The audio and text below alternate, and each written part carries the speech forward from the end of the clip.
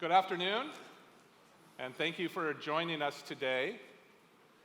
We appreciate you coming to listen to us. We're going to talk about data-driven innovation. And as you all know, data is a key element today in how consumers live, as well as how businesses are run. So my name is Dean Severa. I'm with SAP. We are a large software company with our target market being Global 2000. So we have many customers here in Korea. Somebody asked me, how many times have you come to Korea? And I've come maybe 15 times, but unfortunately I do not speak very good Korean. I only know a few keywords that I've learned. 감사합니다. Thank you. Bulgogi. Nachipoko. Okay. And so those are, and Karabi. Karabi is my favorite. So let me introduce the panel to you as each one of them will go through a different topic around data and data innovation. On my left, our first speaker will be Grace Shao.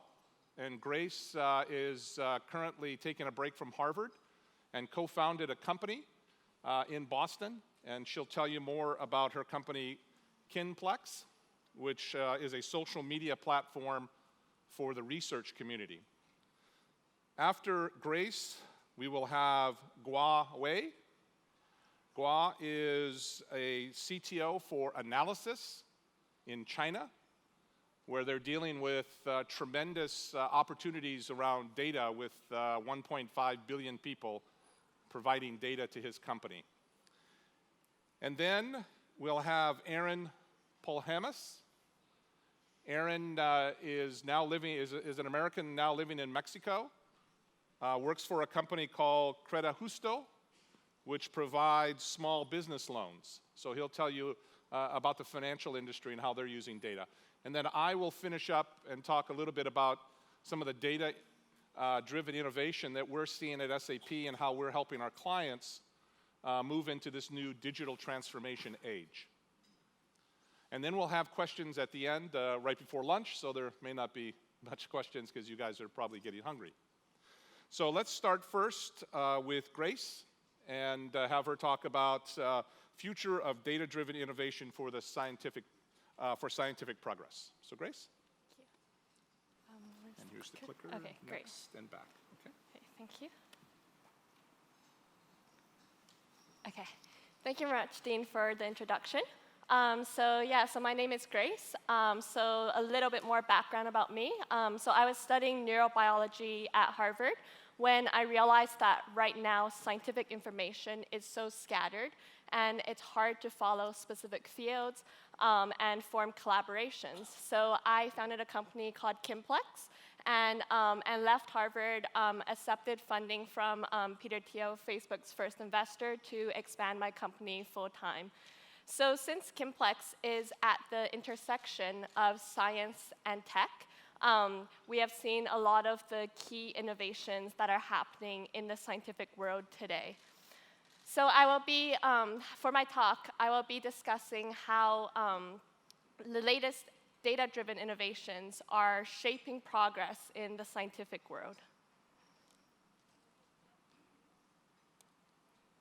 Okay, so data-driven innovation accelerates scientific progress in multiple ways. The three main ways are more precise research, and second, faster communication, and third, easier collaboration. So data is obviously very important to scientific research. You need a lot of data to ensure that your experiments are statistically significant. And then when you're testing drugs or treatments, you need extensive clinical trials to have enough data to be able to verify that your drugs are effective and also have limited side effects.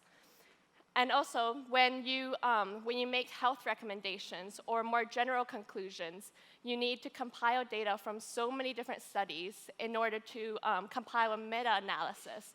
So for instance, when genetic modified organisms were first introduced, a lot of global health organizations conducted meta-analyses of many individual studies to conclude that they are just as safe as naturally grown organisms. So, of course, these reasons are still very important to scientific research today, but data-driven innovation implies a very specific and futuristic focus today. So there are entire fields that are built entirely around data and how we can apply data to the scientific world. So I'll briefly cover two of the hot fields today. So the first one is personalized or precision medicine. So I'm sure many of you here have heard about CRISPR. So it's a gene editing technology that the exciting innovation about it is that one day we can possibly correct mutations that cause diseases. But today, CRISPR is mostly used for creating animal models that replicate disease conditions so that scientists can design more effective experiments around them. And then also another application of precision medicine today is called pharmacogenomics, which is when we basically analyze specific individuals to see how they will respond to drugs. So precision medicine is exciting because it is the development of drugs and treatments that are around each individual's genetics or their environment or their lifestyle. So the global precision medicine market today is $40 billion, and there are big players that are racing to dominate the market. So for instance, a former executive of Google is now leading a company called Grail, where they are working on early-stage cancer diagnostics based on blood tests. So essentially, they will allow people to diagnose cancer earlier and enable faster treatment. And then another exciting field is the use of artificial intelligence for specifically scientific purposes. So now, for instance, supercomputers like IBM Watson can be used to help with the medical diagnostic process, where they can analyze millions of different records to try and identify diagnoses for rare diseases. So that brings me to scientific communication, which is really important to allow these fields to progress. So scientific communication allows people to publish new findings, validate new theories, and also build on previous discoveries. So data-driven innovation is revolutionizing this space because the spread of online communication is actually leading to a new movement called open access, where people want scientific information and results from experiments to be publicly available online. So obviously, the implications of this are that there would be more collaboration, and then also supporters of open access believe that this will give scientists more recognition. So currently, this is actually revolutionizing a field that has remained largely unchanged for the past 300 years since scientific journals were first founded. So a lot of these journals are now introducing new ways of expanding their access online or allowing articles to be publicly available after a certain period post-publication. So open access is exciting, but it currently still has many challenges that it needs to try and solve.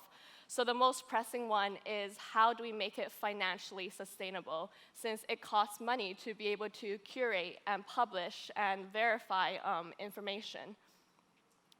So currently, a lot of foundations and government organizations have embraced open access because of the public benefits that it brings. For instance, the United States National Institutes of Health actually requires that all of their funded research be available online to some degree, so the scientists can upload their data into these data repositories that are sponsored by academic institutions or nonprofit organizations. So they essentially share their data before they publish so that it will be accessible to anybody who accesses these repositories. So data-driven innovation has also changed the way that we collaborate within the scientific world. So it has led to more secure ways of sharing data and also being able to communicate and collaborate with partners internationally. So there are some exciting companies working in this space.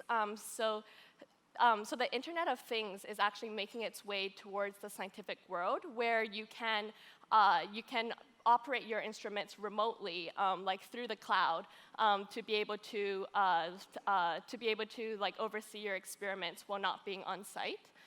And in addition to that, there are various software platforms called electronic lab notebooks that allow you to record your findings, to share your results with your colleagues, and then also even order new equipment directly through the software.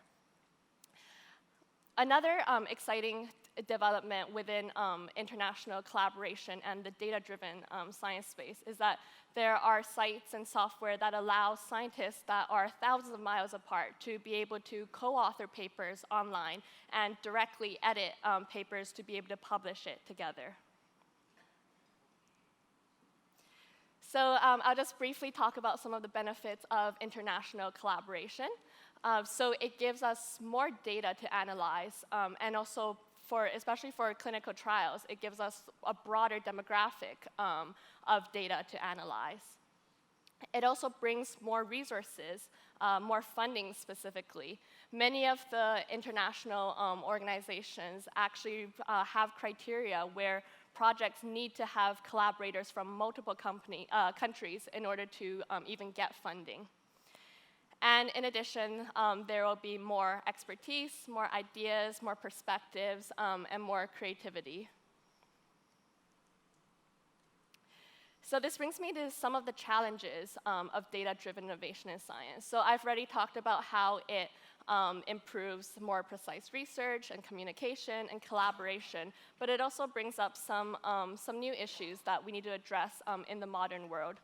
So one of the important things for science is because so much of the health data is based on patient information, there are a lot of discussion about how to ensure the privacy of like genetic information and like likelihood of disease for particular individuals. And in addition to that, with large-scale collaborations, especially across countries and across sectors like academia and industry, it's necessary to figure out how to align incentives more accurately and to incentivize people to share and to participate in these collaborations. So this covers things like who owns the patent from a particular discovery, who owns any sort of intellectual property that may emerge. And then the third point that I want to address was actually brought up during the plenary sessions yesterday, which is this emerging conflict between globalization and nationalistic protectionism. And it has a lot of consequences for science because science is an international pursuit and requires so much global collaboration. So for instance, the future of the EU and other international organizations is directly tied to the future of funding for scientific projects and whether or not it will be easy for various countries to collaborate. And yeah, so that brings me to the end of my talk. So there are still issues that need to be resolved with data-driven innovation, but it really is the future of science because it drives forward every single aspect of science, from the initial research to the validation of that research, to how it is communicated and publicized, as well as through how global collaboration leads to both more effective research as well as broader applications of it around the world. Thank you very much. Nice job. Nice job, Grace. It's hard to believe she's only 21 years old, so this is our future. Okay, thank you very much for that. And now my friend K.E.Y will talk to you about big data in China. So K.E.Y? Yeah. 안녕하세요. My speech will be in Chinese, so please put your earphone on and turn to the English or Korean version. OK. 非常感谢 Money Today 邀请我来参加这个大会，跟大家分享一下中国的实时大数据的一些进展。我先介绍一下自己，我叫郭伟我曾经工作在 Teradata 和 IBM， 后来在中国国际金融有限公司工作了4年，后来在万达做大数据平台总监，后来任联想全球的大数据平台的总监，现在加盟一冠做一冠的 CTO， 这是我个人的一个简介。今天我讲的是实时计算与大数据。首先，其实我们生活在是一个瞬息万变的时代。这上面的有很多的数字，比如说我们刚刚过去的这1分钟里 ，WeChat 大概有100万的信息，其实它是在通过 WeChat 来去交互的。Netflix 可能已经播放了69500分钟，那这里面 Facebook 有非常非常多的数据，大家能感觉到，其实我们现在生活的是一个瞬息万变的时代。那数据的联通，其实让过去的企业扁平化。过去传统行业的企业，你是没有办法去看到每一个你的客户和你的用户是怎样使用你的产品的。但在大数据时代，它可以让你实时的知道每一个用户或每一批用户究竟怎样去使用你的产品，他们的产品反馈是如何的。那么数据的实时化会让你的企业更加的高效起来。那么整个的大数据其实不止于大。这个3维模型是原来美国在提出大数据的时候提出来的。那第一个大，其实大家能够感觉到，这里面先是 gigabyte， 后来在 terabyte、petabyte， 这 exabyte 的时候有多大呢？其实这里面我这里举了一个例子 ，exabyte 其实现在目前来讲，每天在互联网上面大家去传输的这个信息大概是1个亿币。那么 yottabyte 有多大呢？其实现在我们整个互联网现在的这个当前的这个容量是250个万亿的这样一个数字。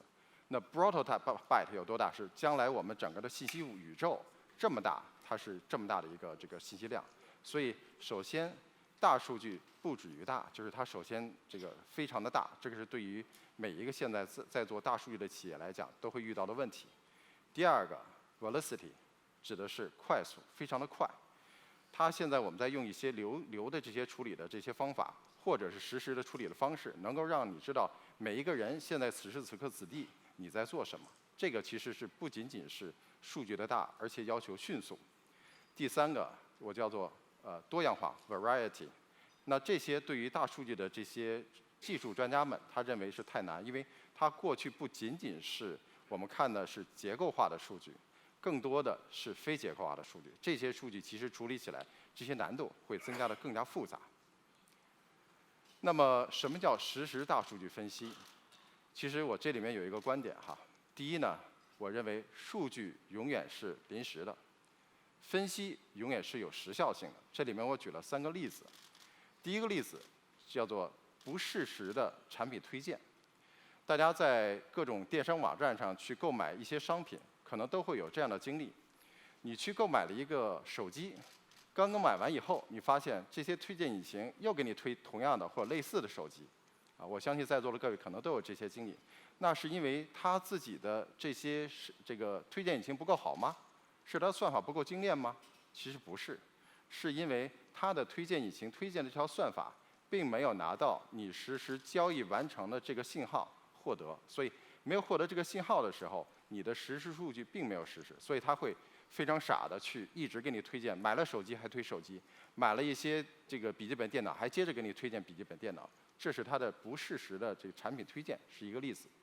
第二个，过时的产品质量反馈，特别在现在互联网时代，当你的 App 出现一些问题的时候，可能如果你没有发现，比如说你的 App 它 crash 掉，就是没有办法访问。或者 App 出现一些问题的时候，你当时这一天你没有发现，可能你这一天就要流失几百万的用户，因为他没有办法去使用你的 APP。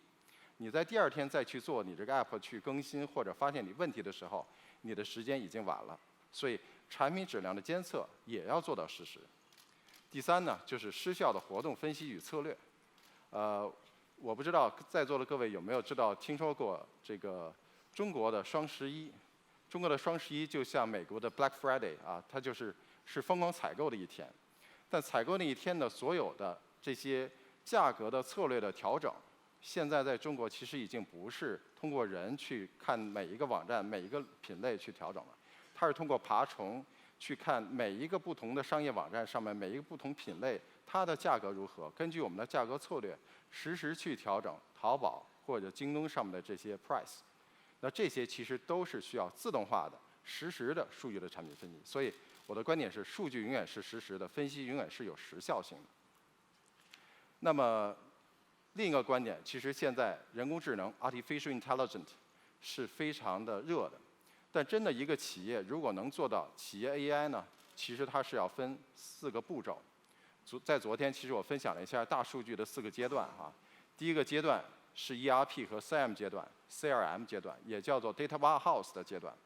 第2个阶段是 Big Data 的阶段，是非结构化的这些数据的这些存储和处理的阶段。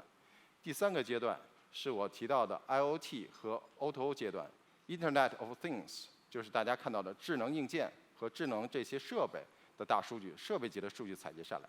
第4个阶段会是我们的人工智能阶段，这是大数据的4个阶段。那对于一个企业来讲，其实它也是分4个阶段。第1个阶段，它会做企业内部的数据 BI， 叫做 Data Warehouse， 它的数据是来自于 CRM、ERP 这些系统。那么它的展示出来的内容会是，也许是 dashboard， 也许是 OLAP 分析，也许是一些 report。那么这只是它刚刚开始的企业第1个阶段。第2个阶段，企业会进入一个叫大数据分析的阶段。那么它主要面临的是日志的分析、用户的画像、推荐的引擎。那么第3个阶段就是企业实时大数据分析的平台。那么它刚才说的实时的大数据渠道分析、场景的推荐、风险的评估。那么最后才能到企业 AI 应用的阶段，它会有一个智能的交互、智能的机械控制、智能的策略。那如果我们没有前面的实时大数据这一个阶段的时候，大家可以想象，一个和你正在交互的一个机器人，它都不知道你现在具体在做些什么，你现在所处的背景是什么，它怎么能够很好的和你做一个交互，给你售卖它的产品？所以我这里面我的认为是实时大数据是人工智能的必经之路，这是我在这一页的主要的一个观点。当然时间不多，我在这里面大概说一下企业如何有效地进行实时分析。这里面分了4步。第一，要明确方向，因为你要评估企业的 ROI， 你不要去马上把所有的数据都变成实时的，因为代价非常的高。第2，要夯实基础，就是你要找到真的实时的数据源，无论是你的智能硬件，还是你的上面的 APP， 就这些你一定要找到实时的数据来源。第3，打造能力，你把你自己的实时的大数据平台要建起来。那么实时分析其实并不等于实时计算，因为实时计算只是计算。实时分析其实后面会加上了数据挖掘，就是 data mining 的这些信息要做到实时。第4，实现突破，找到你的产品突破口，给你的企业提供相关的价值。当然这个要素我简单的过一下。那第一个就是找到适合的业务方向，因为很多的这些企业它很难找到哪些是究竟要做实时分析的。这里面我举个例子哈，一个是产品的选择、购买的时候、业务创新、品牌感知、产品使用、产品服务这几个方向，其实都可以作为实时分析的业务突破口。那么实时分析的要素之2，就是你要用到融合的数据源。你不仅仅是要有 APP， 不仅仅是要你在 PC 上面的这些 Weblog， 你还要使用到一些这些智能硬件的场景、实时的采集，甚至于工业化的这些采集器，这些都是在实时数据源里面必要的一个必要因素。那么第3是要一个合适的实时大数据分析平台，这里面我列出来了很多的现在目前在这个国际上面最常用的一些实时分析的平台和的一些算法和工具，我在这里就不一一介绍了。那么第4，要找到精准的产品出口，你可以做一个实时的展示，你可以做实时的数据分析，你可以做实时的这些反馈，这些都可以找到比较好的一个产品出口。那么这里面我具体的举几个例子哈。第一个例子其实是举了一个智能感知的一个 SDK， 这里面它做到什么呢？就是大家安装一个 APP， 然后这个 APP 在你允许的情况下，你去给自己拍一张照片。拍完这张照片以后，你在这个上面这个大屏幕哈，其实这个就是我自己啊，它会实时的把你的性别、年龄、你的个人的偏好，你看我这里面这个上面写的，我是一个比较喜欢旅游的人，我是一个爱购物的人，能把我的各种的在这个里面线下我停留了多久，就在我这个房间里面停留了多久，实时的给你计算出来。这些东西只需要你再拿你的 APP 在这里面照一张照片，马上在10几秒的范围里就能把它算出来。这其实就是一个实时分析加上人工智能的一个例子。它是用了人脸识别，加上你的手机端的一些采集器，加上背后的数据挖掘算法，把它做出来的。所以这是其中的实时计算的一个例子。那么这个具体怎么做的，我就不在这里边详细讲了。那么案例2，大家知道现在在中国有一个东西是非常热闹，这个东西就叫共享自行车，满大街都能看到黄色、红色、蓝色的这些自行车。那么这些自行车，其实我们能够通过各种各样的大数据来去把它做分析出来。我这里面举了一个例子这里面其实你能看到，我们通过一个大数据采集的方法，把这里面有2个不同的这个例子。这个上面这个例子是说，刚才看的黄色的，我们叫 OFO， 这个单车，它一开始在上海布了非常多，但其实你很快的在隔天，我们叫做T+2，就是今天能看到前天的数据的时候，你会发现前天它在北京投了更多的自行车。你能够非常敏感的发现它的这些共享自行车的分布情况，而这些分布情况其实都是通过实时大数据能算出来前天全中国到底哪些城市或哪些地区，甚至哪些街道，它的这些共享单车会非常的热。这些其实都是通过刚才我提到的实时大数据来计算出来的。我这里面再举一个例子，这是中国的一家类似 Uber 的一个公司。最近呢，他们正在经历一个财政危机，这个名字我就不提了。但这个等大家看到这2条线其实大家会发现它的财政危机不是现在才出现的。那么红色线，黑色线是顾客端，就是 Uber 的客户端，咱们现在每个在座的消费者在用的。红色端是它的司机端。大家会发现，现在大家发现它的财务危机爆发出来了，但其实在去年的11月份的时候，其实它的司机端已经严重的下降，因为那个时候它的司机已经提不出来钱来了。但同时，它对 C 端在做什么事情呢？它让你 C 端充更多的钱进去，所以那个时候 C 端反而在上升。你会发现，其实背后的大数据能分析出来一个 APP 它究竟它的财务状况怎么样，它的活跃情况如何。所以这些其实都是一个就是明显的这种司机端和客户端的这种分析，都可以通过大数据的分析把它分析出来。那么整体上来讲，我最后再说一下E观。其实E观就是我们现在刚才看的这些大数据采集的这样的一个公司，它现在有18.2亿的用户的客户端，每月有4.42亿的月活的用户，然后大概每天的数据量大概有3、4千万的这些用户贡献相关的这些数据，我们去做相关的数据分析。那么今天呢，就是我刚才说的实时大数据分析的一些分享。那么非常感谢在座的各位给我这个机会，非常谢谢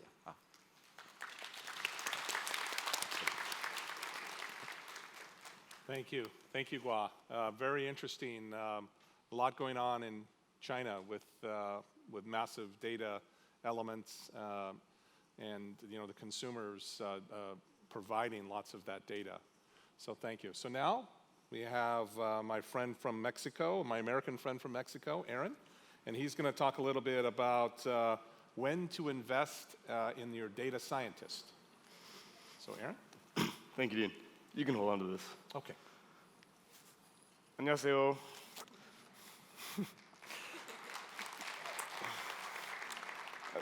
One of the 2 Korean words that I know. I'll introduce the second one at the end of my talk. So thanks for the great speeches, guys.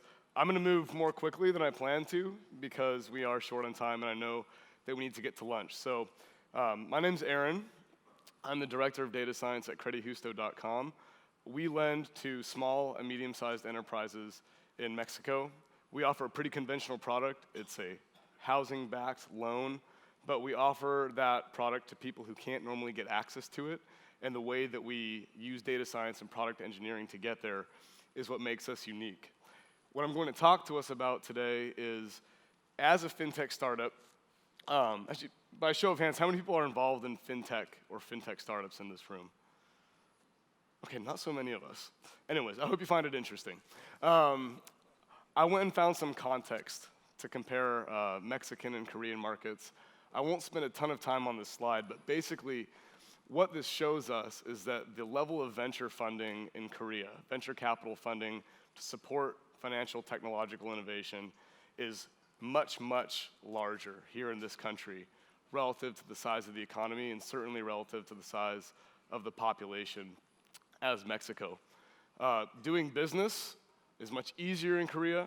You have a much better regulatory climate, and in general, the financing opportunities that small and medium-sized enterprises enjoy in Korea are much more robust than they are back in Mexico where I live. That creates a challenge, but it also creates a market need and an opportunity, and that's what we're trying to solve. In Mexico, 99% of the companies are SMEs, numerically speaking. Those SMEs together generate 52% of Mexico's GDP and 74% of its employment. So given how important these enterprises are, you'd think that they have good access to credit, but they don't. Mexico's commercial credit to GDP ratio is 17.2%. That is one of the lowest ratios in the Western Hemisphere. It's far behind the American or Korean percentages that are over 100%. So what does Credit Justo do? We're getting involved lending $10,000 to $300,000 US to these companies at market-leading interest rates, and we're getting the money out the door much faster, within a week, than any of our competitors. We break down engineering into 4 different categories. One is internal productivity, so how do we make ourselves better? How do we move faster? 2 is client experience, so when our customers are interacting with us, are they having a good experience, a good time? 3 is sales and marketing. How do we identify new opportunities and scale and grow? 4 is the management of risk, which basically means what interest rate do we put on these loans. Data science, which is what we're going to be talking about today, adds a lot of value to the final 2 categories. That said, data science is often overhyped. And I'll say that as a data scientist, that we've been hearing a lot at this conference about big data, artificial intelligence, machine learning. Those are really cool things, and I like to do them, but it's important to say that they're not goals in themselves. They're just a means to an end. What matters to most businesses early on, and is way more important than a data science emphasis, is making your core product awesome, getting your MVP out the door, and focusing on your growth strategy. So what we're going to try and answer is data science critical to your success, or just an expensive distraction? This is a data product continuum that I hope is useful. On the right, and it's kind of describing what are the enterprise's data science needs vis-a-vis its product. On the right, we have companies like Docker or Snapchat. These companies don't really need data science. They just need good product engineering. Docker in particular is a close-to-the-metal platform for managing different application deployment environments. They will never need any data science beyond key metrics that help them to direct their business strategy. On the other side of the spectrum, we have companies like K.E.Y, which is machine vision as a service. For them, there is no separation between data science and product. They need a much more aggressive early on investment in data science talent. Most of us, I think, and this is certainly how I view the fintech space, fall somewhere in the middle. You don't actually need data science most of the time to get your MVP out the door, but companies like, for example, Facebook or Uber, by creating data feedback integrations between data science and product, can radically improve what they do and provide a superior user experience. So what's the foundation? I'm going to take a page out of Eric Ries's Lean Startup and say that this build, measure, learn, feedback loop is kind of ground zero data science. And it's even stretching it to call it data science. It's more business intelligence related to your growth strategy.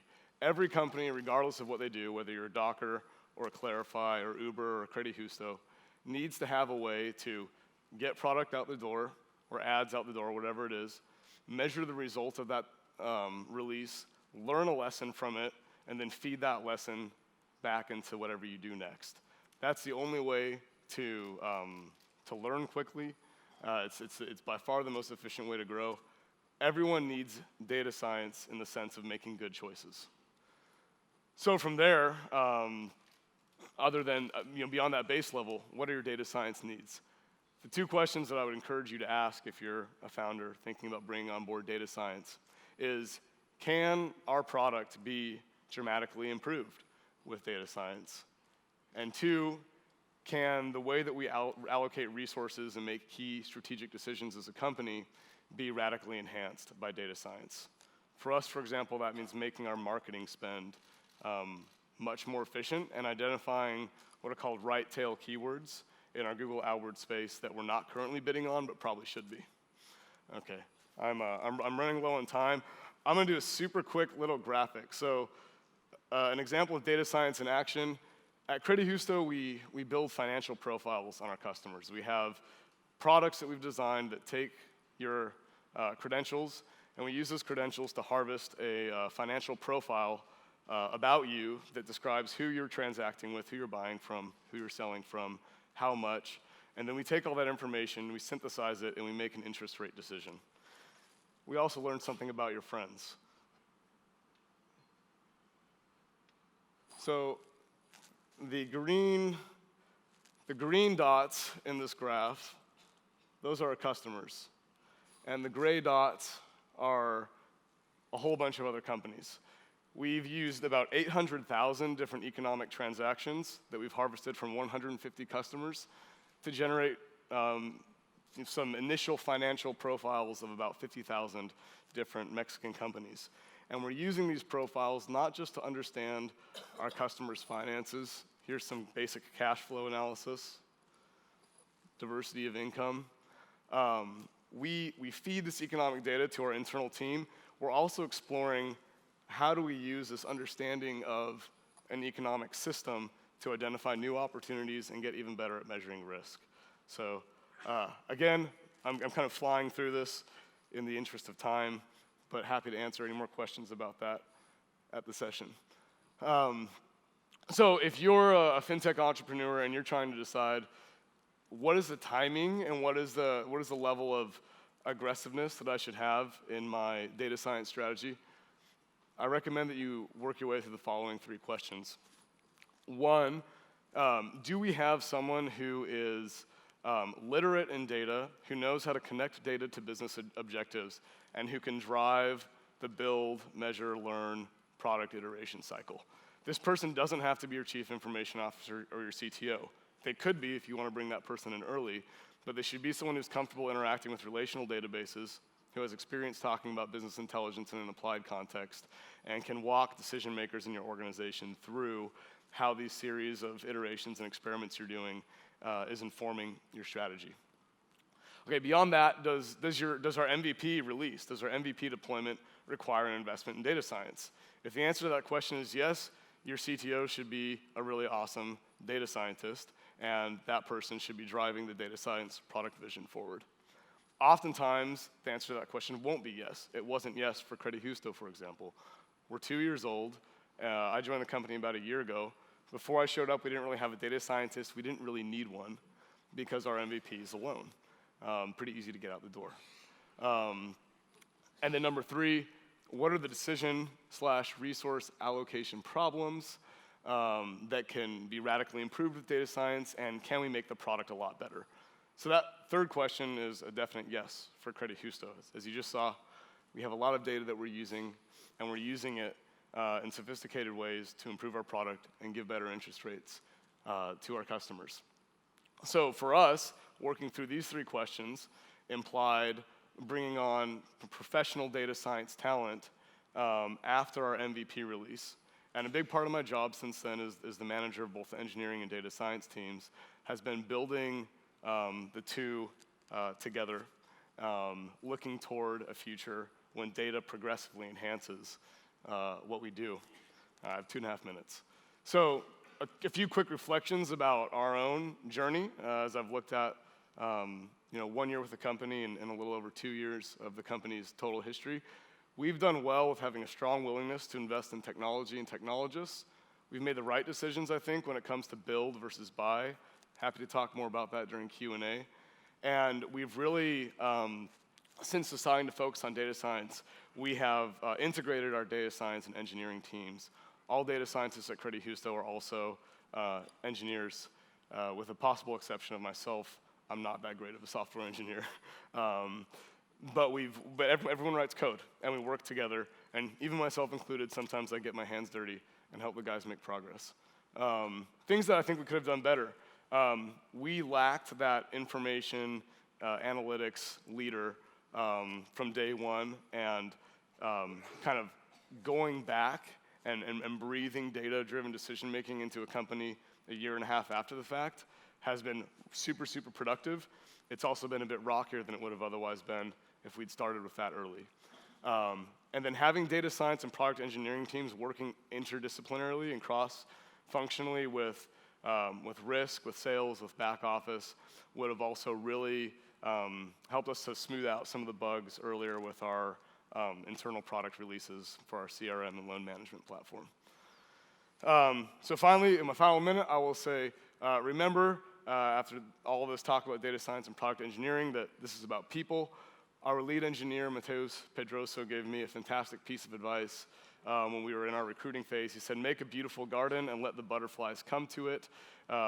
As you're navigating your data product strategy, also have a relentless focus on what kind of an engineering culture you want to build and relentlessly pursue it. So we value collaboration, accountability, excellence in work, and caring about each other. Having a human emphasis blended with a strategic data science and product emphasis has allowed us to add some real value to our market, and we look forward to continuing to disrupt what's going on in Mexico. So, kamsahamnida, thank you for your time. Please come visit us in the city. Thank you, Aaron. So, before I start, just in summary, you've seen 3 different use cases around big data, and it's everywhere. Aaron just finished talking about the use of data scientists and helping them in the loan business. K.E.Y talked about the massive amounts of data available in China and how to get real time with decisions. And then Grace talked to us about using data in the scientific community and enabling scientists to share information very quickly as they do their experiments to improve our lives. So now I'm going to talk a little bit about bigger companies, companies that like Samsung and LG and others in Korea and around the world that SAP helps. Everybody wants to utilize data and become more real time. There's a digital transformation happening today that really is going to change the way businesses run. Let me see if this is working here. Still have me up there. Okay, so how many people remember maps? 10 years ago, this was the way. Probably Grace is probably too young. You've probably never seen this, right? Right. But this is the way we used to get around, right? Then there's a thing called MapQuest that used to be able to plug in where you're going, and then it would try to calculate, and then you'd print out a route, right? Then we got Garmin. Garmin, I don't know, again, some of the young people probably don't remember all of these, but this was the 3rd generation of maps. And now it's all by phone, right? I mean, I get into taxis here in Korea.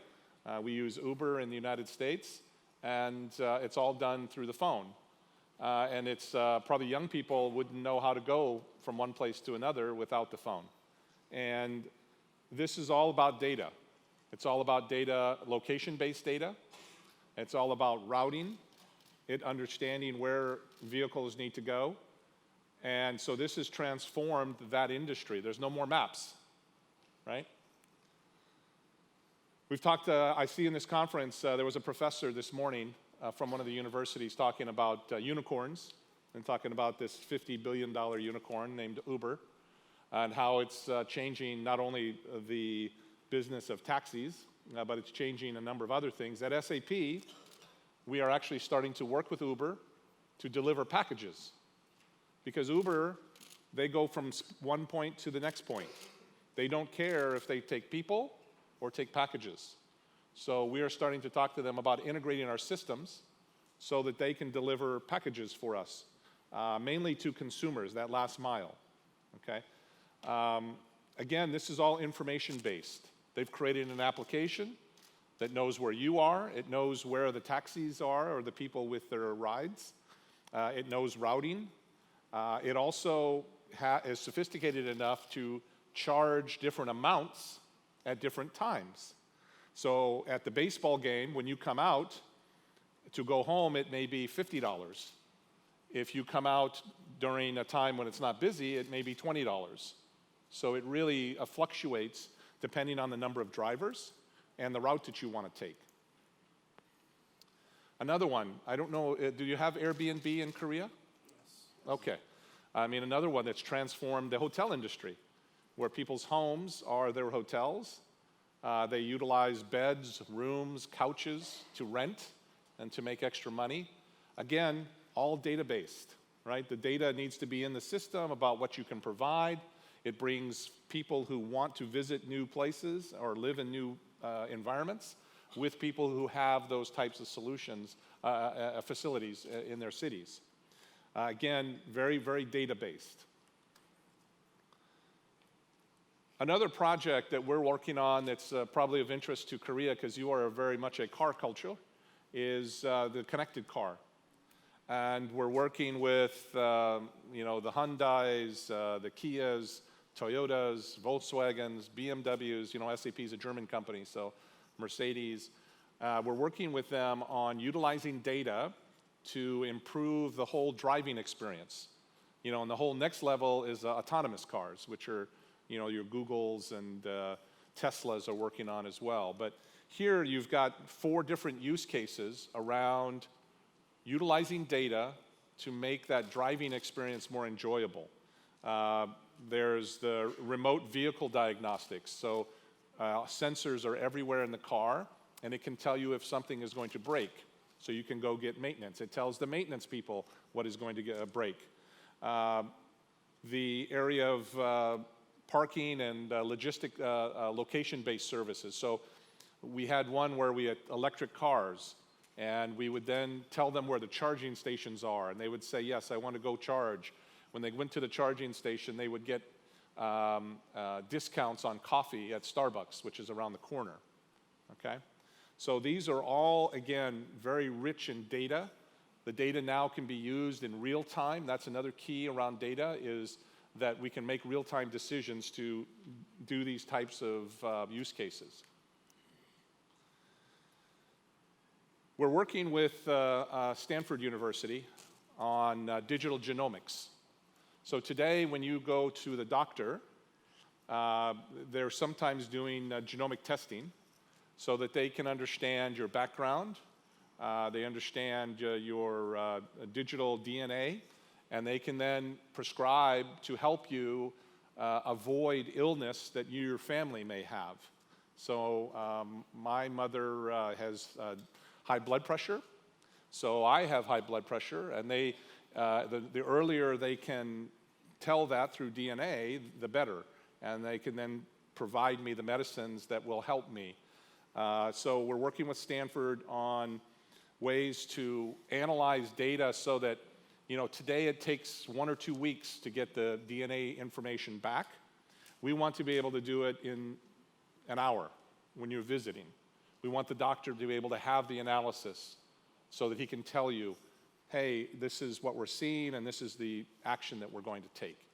Today it's still 1 to 2 weeks, but with big data, we can make it much faster. So Korea is probably one of the most digitally advanced societies in the world. It amazes me, when I rode this, I went to a baseball game where the Twins beat the Wyverns, right? And I was riding the subway back, and 95% of the Koreans are like this on the subway. They're watching their TV, they're watching their shows, they're listening to music, and you have an incredible infrastructure here to do actions in real time, which in the United States, by the way, we are still behind you. And this is, very true here, where everything is going to be connected. When I was with Cisco systems, I'm now with SAP, but when Cisco, we were working in Songdo, in Incheon with their smart city. And we really were working on better safety through sensors, better education, delivering education through TVs at homes, because the Korean culture, they love tutoring. They love math and English tutoring. So we would deliver that through the home instead of the kids having to go in other places. So this whole connected world, obviously, I think Korea is one of the leaders. And you may ask, what has changed over the last 5 to 10 years to enable all of this? Because we don't realize that we really are in a revolution where you have the mobility, the phones, you have connectivity, things happen very quickly, the speed of the networks, you have in-memory computing, the ability for your device to actually make decisions. Instead of loading to a computer and then coming back, it can do the decision-making on the device. The cloud, in my work with many companies around the world, Asia is a little less aggressive in the cloud. America and Europe are moving very quickly to cloud solutions. Asia is still concerned about security, still concerned about the efficiency of the cloud, but I think it's going to, we're starting to work with some of our Asian companies, our customers, to start moving them to cloud in areas that maybe aren't so critical. Once we have them used to that environment, then we probably can move them faster into other areas. The Internet of Things, where everything will have a sensor of some sort. All of this is happening right now. It's all coming together so that we can create these businesses, these new environments. So what does that mean for companies? Your companies that you are working on that I think helped asked you to come to this conference. What are you going to take away? Real-time insights is going to be critical. We can't wait. Many of our customers, and in fact, unfortunately with SAP even, you want a report, you want information, you go tell IT, and IT takes 1 week, 2 weeks to create the report. So we are moving away from that. We have to have it real time. It has to pop up. It has to give us an alert when something happens so that we can make a decision.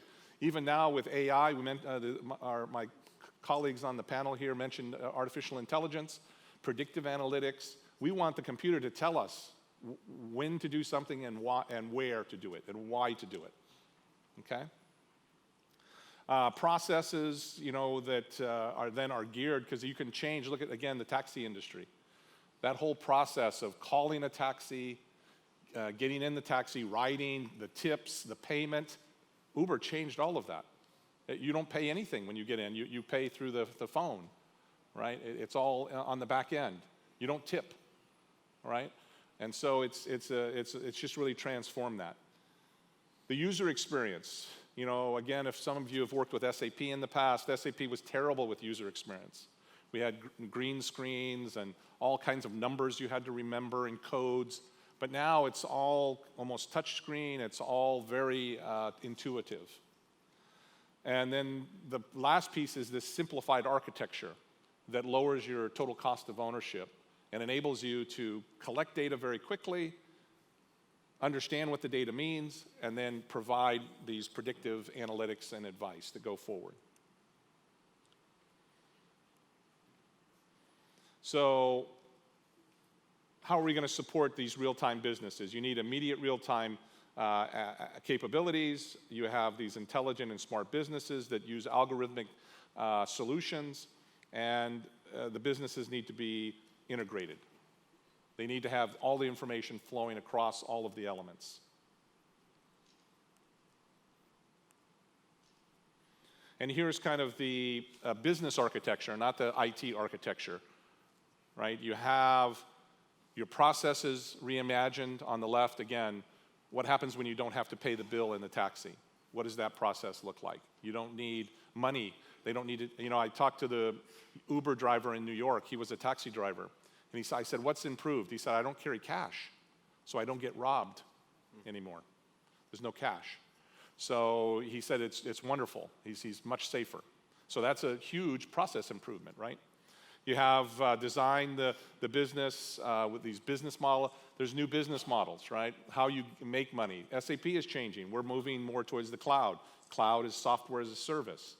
In the old days, it was I give you a disk of solution, and you pay me $1 million, and you pay $1 million to Deloitte to implement it.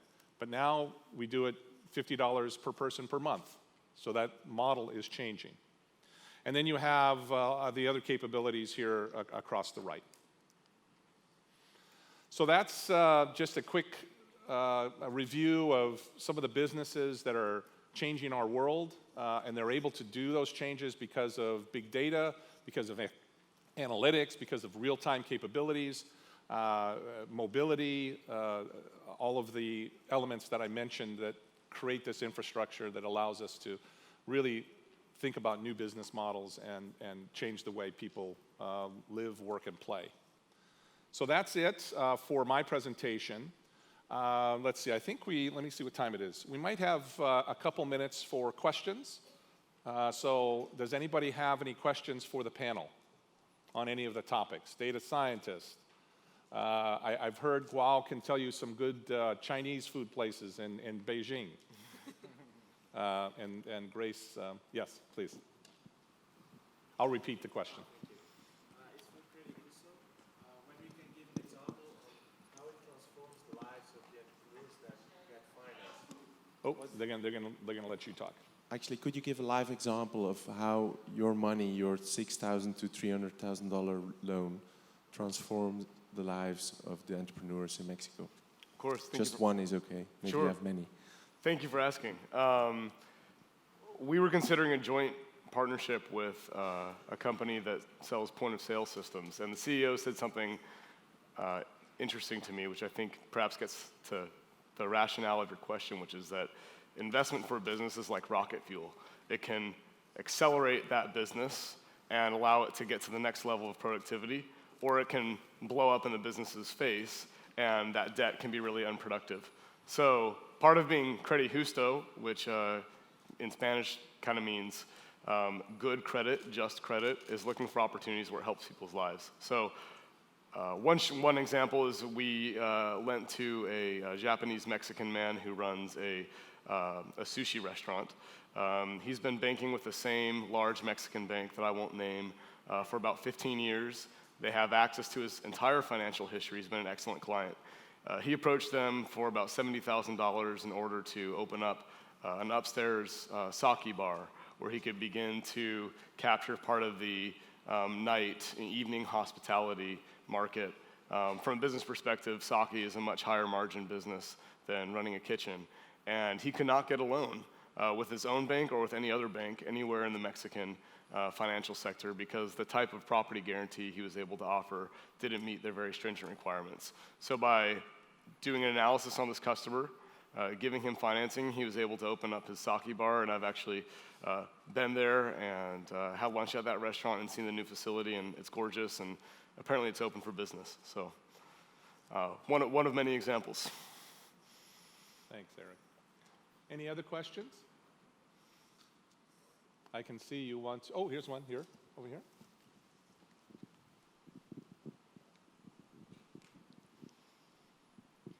네, 일단 멋진 강연 너무 감사드립니다. 저는 두 가지 질문을 드리고 싶은데요. 먼저 K.E.Y CTO님께 질문을 드리고 싶습니다.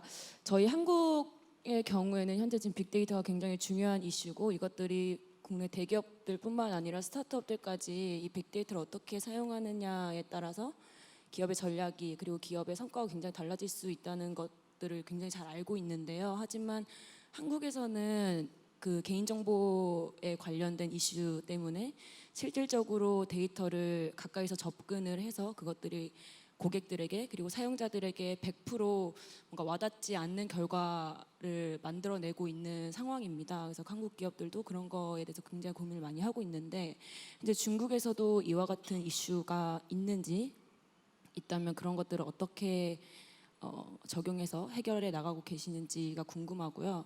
두 번째는 이제 에론님께서 말씀해 주셔도 좋고 그레이스 코파운더님께서 말씀해 주셔도 좋을 것 같은데 실제로 빅데이터가 논의된 지는 굉장히 오래됐고 그런 것들을 잘 사용해야 된다는 것은 지금 이미 전 세계 모든 사람들이 다 알고 있을 겁니다. 하지만 이 빅데이터, 이 데이터를 어떻게 가공하고 처리하는 과정에서 어떤 것들을 독립 변수로 둘 것인가, 어떤 것들을 매개할 것인가에 따라서 기업들이 실질적으로 원하고자 하는 결과를 얻는 데는 굉장히 어려운 점이 있다고 생각을 합니다. 그래서 스타트업이라든지 중소기업들이 모으고자 하는 그런 데이터와 가공해서 얻고자 하는 그 결과를 만들어낼 때 좀 우선순위로 둬야 되는 점이 있다면 어떤 것들이 있는지 좀 여쭤보고 싶습니다. Wow, that was a long question. So, You understand? yeah, I had the first one. Okay. So, good question. The first question is about privacy, right? Actually, not only in China, but all over the world, it's talk about the big data and the privacy, right? I used to work at Lenovo in charge of big data for different part of different countries. I think that's the same because if you want to gather the data of individual, you must have the authority or approval of that individual. So I think in China we call the user experience program to do that. If you join the user experience program, then we can collect the data from you. And now I will show what kind of data we collect. And if you click yes, then we collect the data. If you click no, we will not collect that kind of data. I think that will be same at Europe and the US. So I think that's the answer of your question. And I know because this not very good law in China and not very clear policy to say what you can do right and what you cannot do. But in my point of view, you must get the privilege of your end user to gather data. So that's how we deal with the privacy in China now. So that's my answer. Okay? Okay, well, no, we should probably end now and let the people go to, we'll be here for lunch if you'd like to ask questions on any particular topic. But we want to thank you for listening, and we hope you enjoyed the session. Thank you.